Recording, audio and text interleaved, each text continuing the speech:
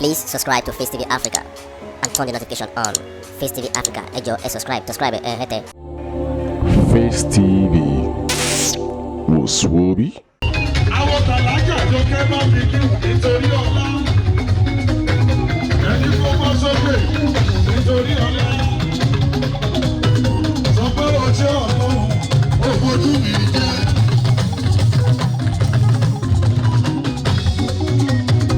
Ó ṣe torí ọlọ́run mi. Wọ́n máa ń lọ ojú. Ọdún fojú ẹ̀ mú kí. Wọ́n ti gbówó ẹ̀ ní.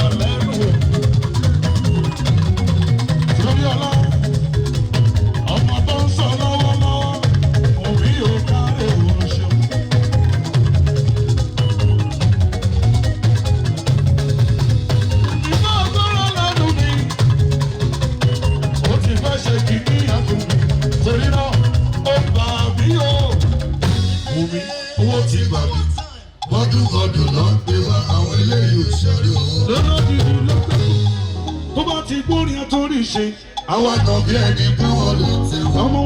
Bí mi bá ti rí torí ọlọ́ọ̀dì gbòòrò, kòkó òbí ti sóró. Àwọn tó sọ lọ́wọ́lọ́wọ́.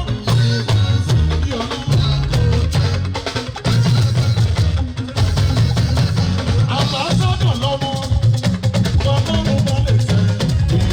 Ọmọ mi, ó láwọn àtọ̀ tí ó rẹ̀. Ó yàtọ̀ sí wọn.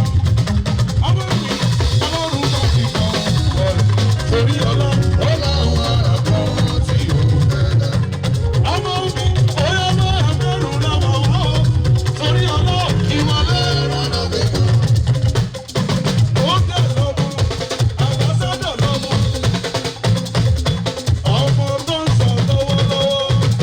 Omi tó ní ọlọ́run bá lòdò o. Ọlọ́lọ́dé gbajúmọ̀.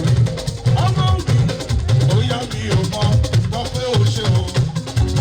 Mi ò mọ̀, gbọ́ pé ó ṣe. Torí ọlá mi ò mọ̀, gbọ́ pé ó ṣe o. Ọmọ mi ò mọ̀, gbọ́ pé ó ṣe. Gbogbo yọ lẹ́fẹ̀, gbogbo pa rẹ̀. Lọ́lọ́kìkì ló tán. Ọmọ mi, orúkọ lẹ́fẹ̀, gbogbo pa ọ̀rẹ́ rẹ̀. Ọ̀rẹ́ rẹ̀ ò tẹ̀ ọ́ tẹ̀. Nítorí ọlá. Ọ̀rẹ́ ò dá ẹ̀ ló. Mi ò mọ̀, gbọ́ pé ó ṣe. Ọmọ mi, bóyá ọmọ tó ń sọ lọ́wọ́lọ́wọ́.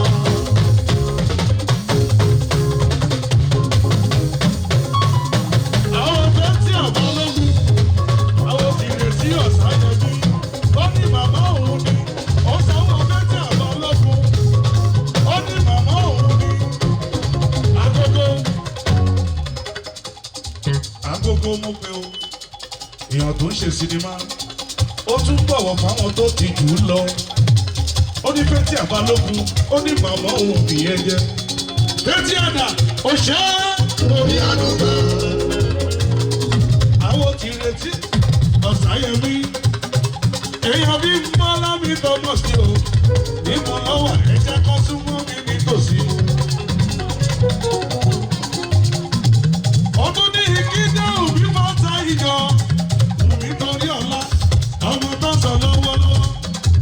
Ó yá, òní dúró bí ẹ̀ṣẹ̀ wo. Nígbà bá tọwọ́, ó ní dúró bí ẹ̀ṣẹ̀ wo. Ó jẹ́ ní ọlọ́dúró.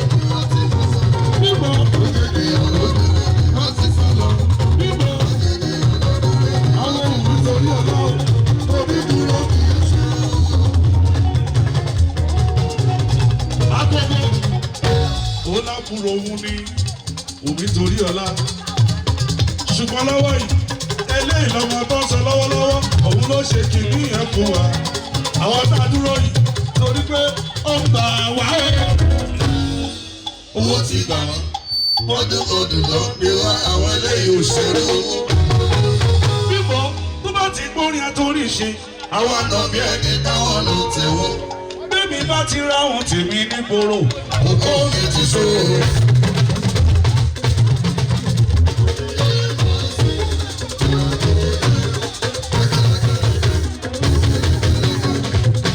Létí àbálògùn kan ní wọ́n ló gbà lọ́wọ́.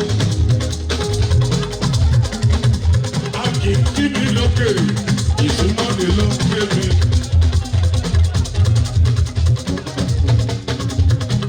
Ìrètí ọ̀sáyà mi náà, ìrètí súnmọ́ mi nítòsí o.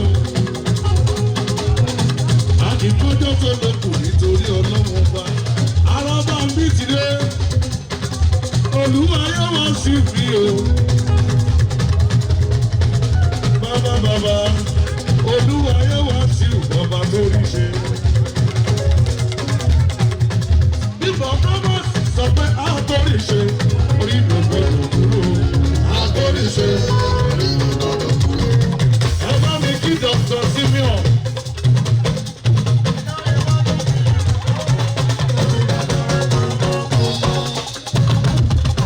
Ó kú kí mi ìgbà tó yọ kù lọ́rùn mi.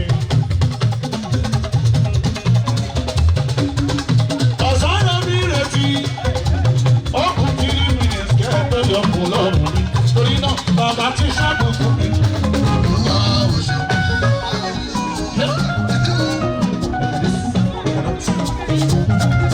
Ìgbà ayé sọ pé tán. Olúwa bẹ̀rẹ̀ wá. Dr. Simeon, owó bàbá wa lọ́lọ́. Nítorí pé Canada ìjẹ́ kó súnmọ́ mi. Lójú ọ̀gbìn rẹ̀, bí kẹ́mi ṣàlẹ̀ jáde.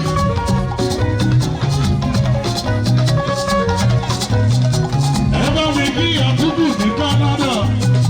Yakubu súnmọ́ mi nítòsí o. Àwọn ti Canada connection ẹ jẹ́ kó súnmọ́ mi. Ó ṣe fẹ́ràn mi. Spiritual empire. Èèyàn ti gẹ́gẹ́ kó bàtà, ó súnmọ́ mi nítòsí ọ̀yà. Ìjọba gbogbo Canada. Torí náà, ẹ̀yin ti Canada bá wò ní o.